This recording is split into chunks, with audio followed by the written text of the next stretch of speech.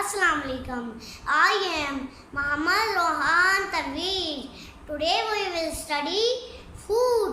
We eat food daily. Food helps us to live and grow.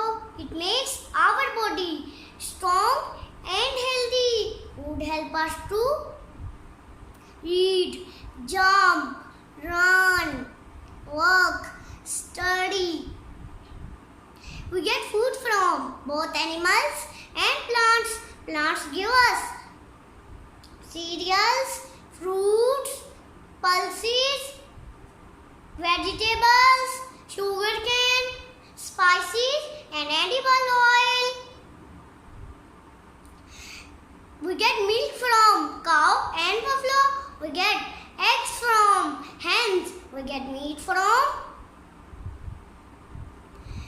goat, cow, buffalo, hens, fish. प्यारे साथियों, अब हम food को उर्दू में पढ़ते हैं ताकि जो छोटे साथी हैं उनको भी समझ आ जाए। चलिए आइए शुरू करते हैं।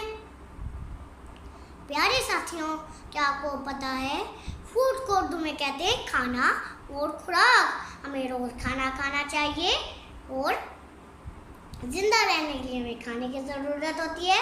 वो हमें बड़ा करते हैं और हमें ताकतवर हम होते हैं उससे, और हमें एनर्जी मिलती है इसमें लिखने में, पढ़ने में, छलांग मारने में और भागने में।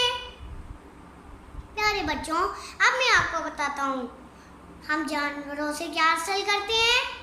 हम दूध हासिल करते हैं गाय और भैंस से, और हम अंडे का हासिल करते हैं मुर्गियों से। और प्यारे साथियों, क्या आपको पता है हम गोश्त किससे हासिल करते हैं?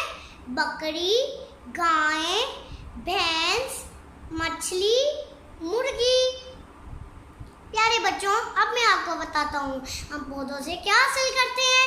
हम पौधों से हासिल करते हैं गंदम, फल, दालें, सब्जियाँ, चीनी, मिसालें और साथ में खाने का तेल। प्यारे बच्चों, उम्मीद करता हूँ फूड यानी खाना और खुराक उसका आपको पता चल गया होगा।